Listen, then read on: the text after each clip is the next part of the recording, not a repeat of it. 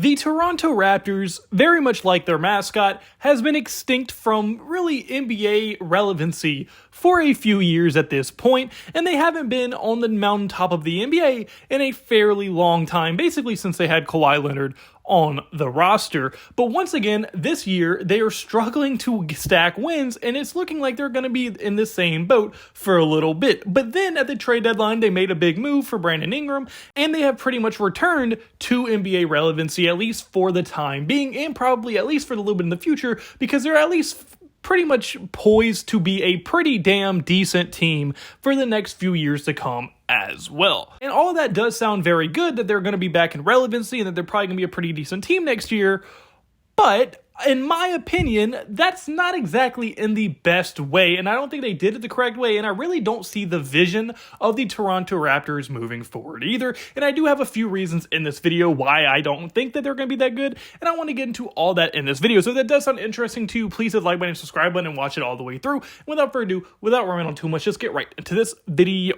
I would now like to address the first major problem that I have with the Toronto Raptors, and that being of their lack of star power. Breaking down all four main guys of their core future going forward. Their main four core, in my opinion, being Brandon Ingram, Scottie Barnes, RJ Barrett, and Emmanuel Quickley.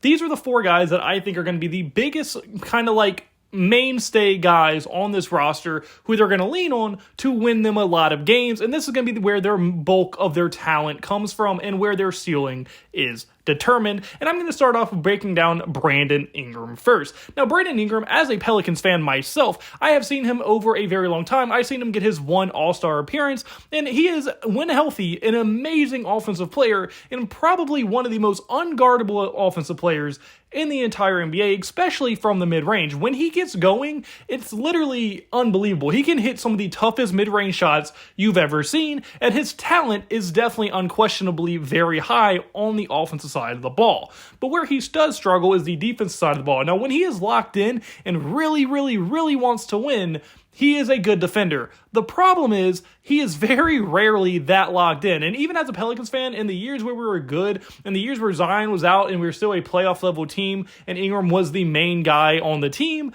even at times, he was still lackluster on the defensive side of the ball, and that probably affects him a lot more than you would think. And his defense really is just a very big question mark when it comes to his play style. And in my opinion, from what I have seen over the years of him being on the Pelicans, he definitely seems more of a Robin than a Batman as far as where he can be. I don't think he can be the best player on a team, especially on a contending level team, which every team wants to be, obviously. So I don't think Ingram is good enough and talented enough to be the number one option on a legit high-level playoff team. And like we just saw last year against OKC, now yes, it was against OKC. I will say Brandon Ingram just came back from an injury, so he definitely wasn't 100%, but even still then, he put up a huge stinker of a playoff performance last year against OKC in the first round, and it really kind of just opened a lot of eyes, and I think that's a major reason to why the Pelicans were unwilling to give him a kind of max extension or the real money that he really did want. Because although, yes, he turned down $160 million, it was over a 4-year stand opposed to what the Raptors did, which is basically the same amount of money, just over a 3-year span. So they just really had a probably confrontation over how long do we want to be committed to them, how much money do we want to give to him over this amount of years, things like that. And I think that's a big reason why the Pelicans felt comfortable enough to move on from Ingram, and they didn't want to lock up a whole bunch of money in a guy who they didn't have full faith in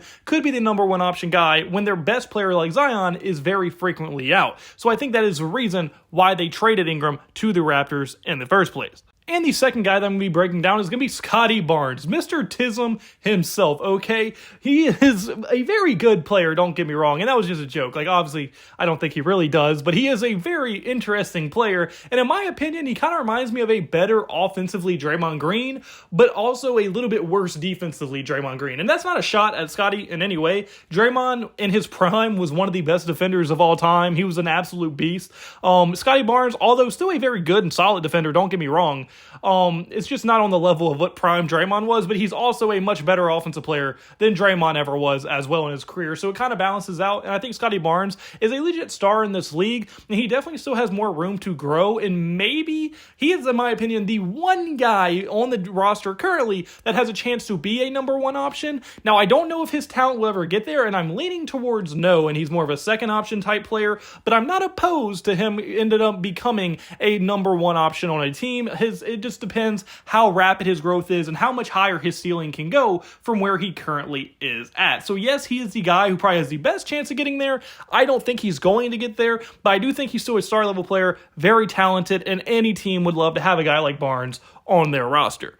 And now we're going to move on to RJ Barrett. Now, RJ Barrett, in my opinion, is in kind of a similar situation as Brandon Ingram, as they are both kind of where they're going to be. They've stagnated over the past few years as far as production. Now, they're not going to get worse by any means anytime soon. Like, they're not going to start regressing. But I think they are what they are at this point. They're okay defenders, very talented offensive players, but their development probably is going to be stagnant for the next few seasons, like it has been for the past few seasons. And once again, I'd put RJ Barrett as more of a Robin than a Batman once again, and I'd say he's more of a second option than a first option, and I don't think there's enough room for growth for him at this point in his career for him to become that number one option. So I think they're kind of in the same boat, at least like of how they play and where their ceilings lie. And the last player I'm going to want to break down is going to be Immanuel Quickley. Now, Immanuel Quickley, in my opinion, is probably a level below Brandon Ingram and even like RJ Barrett, and is probably more of a third and fourth option on a true contending level team. I don't think he's ever going to be like a true star in the NBA, especially due to the fact that I think he's already like 25 years old or something like that. So like he's getting towards where his prime is going to be. And when you get to your prime, like I said, obviously you're not going to get worse, but like your ceiling has basically been met once you enter your prime. You're going to be just playing at that level for a few years. And I think Immanuel Quickley, although is a very good, solid player, very good on the offensive end of the ball, I just don't see him ever developing into that true star level player. And I think he's definitely more of a third or fourth option on a good team. And if they can build around that, I think they're going to be fine. But I don't think Quickley is ever going to be a huge piece, but I do think he is probably their fourth best player right now on the roster. So really, out of all of their core guys, I think the only one with significant room to grow into a potential number one option is a guy like Scottie Barnes, and even him, I don't think he is going to really make it there, but in my opinion, he's the only one with even the potential to make it there in the future, which leaves them in a situation where they either have to sign a number one option, they have to trade for a number one option, or they have to draft a number one option, and that just raises a whole nother problem, which is the fact of how they are going to get this superstar level player. And although I said that they could sign, trade, or draft one as their three options of how they can acquire a new player, when you really look into it realistically, where they are currently at financially really is a huge hurdle to acquiring one through just signing one, which would be their easiest and least painful way to do it, but I don't think they're going to be able to do that, so this is where the next part of the video is going to go, and I want to break down the financial state of the Toronto Raptors organization. Here comes the money. So now let's just break down their entire financial situation, at least the most important aspects of it. So Brandon Ingram just signed his new extension, which is worth $40 million a year for the next 3 seasons. Now, Brandon Ingram is a great player. I'm not saying he's not worth this contract at all, but as a team that doesn't have a real number one option, to be paying Brandon Ingram as a number one option is going to be pretty hard to come over, especially when you start looking at all their other commitments they already have financially. As Scottie Barnes, although he's not getting paid a lot this season, his extension is going to be starting next year, and when that kicks in, he will start off making $38 million a year, and it will slightly go up every year until his last year, where he is making $51 million a year. So they're paying Scottie Barnes a lot of money over the next couple of seasons, and he is going to be a more and more significant part of their cap space and their salary cap table as time goes on, as he starts making more and more every year.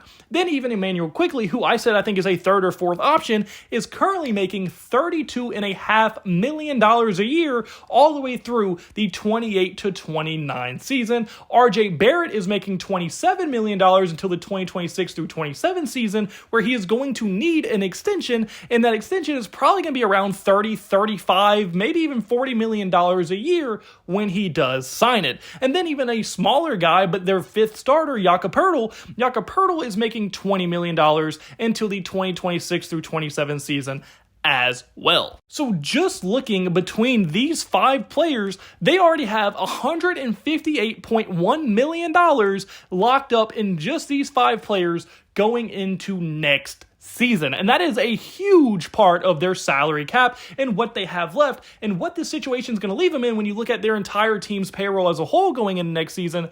That is going to leave them with the 23rd least amount of cap space in the entire NBA. So when you put on top of the fact that they already have a ton of money committed to players, they're going to have to extend players like RJ Barrett going into the future fairly soon, on top of them already not being a free agent destination due to the fact that they're in a whole different country from what most of the players are from. That is a gigantic hurdle to overcome, and it really makes it extremely unrealistic that they are going to be able to sign a number one option player just without doing anything, because they're not going to have a lot of money to do so they're not going to be able to offer the most, and they're not a big financial free agent destination either, because they're not a huge market. They're in a whole different country, and that's always been a hurdle for them. So I think there is going to be a lot of different reasons why signing a free agent that's going to become a number one option and can lead you to a championship is going to be damn near impossible with the current financial situation they find themselves in. So now with free agency really pretty much kind of ridden out of the picture realistically, what are some other possible solutions to the problem of acquiring a number one option? In an ideal world, which is still a fairly realistic opportunity, they can get a top 3 pick, assuming Cooper Flagg doesn't return to college like he said he might. But if they get a top 3 pick, they're going to get the chance to pick either Cooper Flagg, Ace Bailey, or Dylan Harper, all of which have number one option superstar potential into the future. And like I said, they will be very cheap, and they won't have to sacrifice any member of their current team because they would be acquiring them through the draft. So I do think in an ideal world, they get a top 3 pick and they're able to get a number one option, and that would actually be a great situation for the Raptors. The problem with that is that the odds are not on their side at all, as they currently have the 5th best odds to right now win the lottery, which gives them a 31.5% chance of getting a top 3 pick.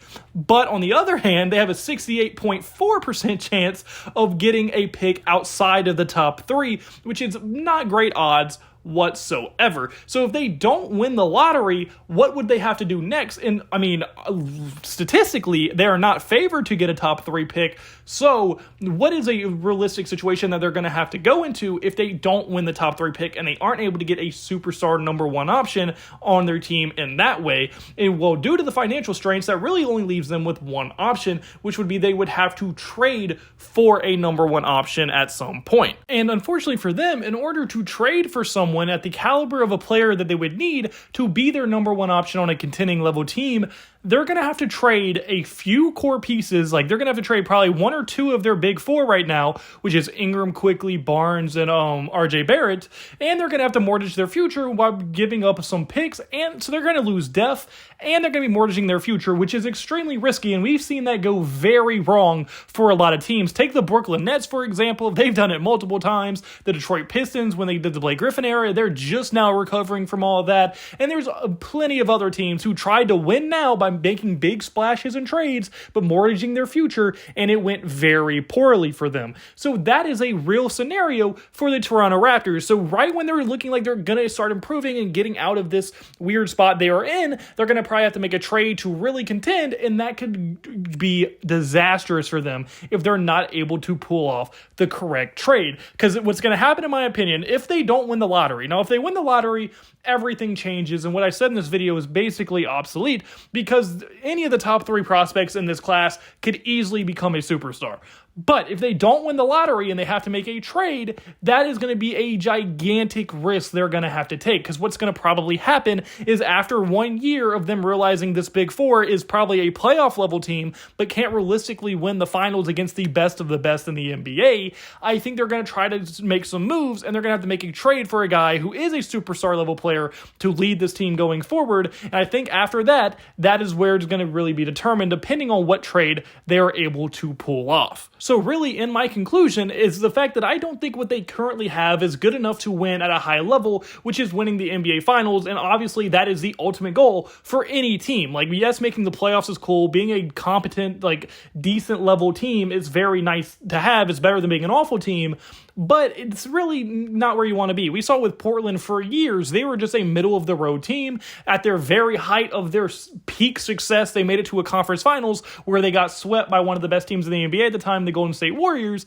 and I just don't see this Raptors team really reaching the pinnacle of what they currently have, making it to an NBA Finals team. So I think they're going to be forced to make a move to try to get a better guy, and if that move doesn't work out, they legitimately could really be in trouble when it comes into the future. So yeah, and realistically what they're relying on is that this 31.5% chance at a top 3 pick is what they're leaning on, and if that hits, good for them, but I personally wouldn't want to have to lean on those odds, in my opinion. And yeah, I just don't see what they currently have working out unless they win the lottery, and that is pure luck. And really, with the addition of Brandon Ingram, if he starts playing this year, those odds could very realistically get worse for them if they win more games than they probably would want to. So there's a real chance that they get even worse odds, then they're pretty much guaranteed to force a trade, and I just don't see this really working out. I think they're going to make probably the first, second round next year in the playoffs. They're going to get eliminated, make a move, and then we'll go from there. And I just don't see it working out really at all. But unfortunately, guys, that's Move for this video. So comment below. Do you agree with me? Do you think the Raptors ceiling isn't as high as a lot of people probably think it is? Do you think it needs to be like lower? Do you think I'm wrong? What are your thoughts in the comment section below? And the link pointed like button and subscribe button mean the absolute word to me. And I hope you have a blessed day, because I had a blessed day, so you need to have a blessed day. All glory to God. See you in the next video. Goodbye. Boo. Blah, blah.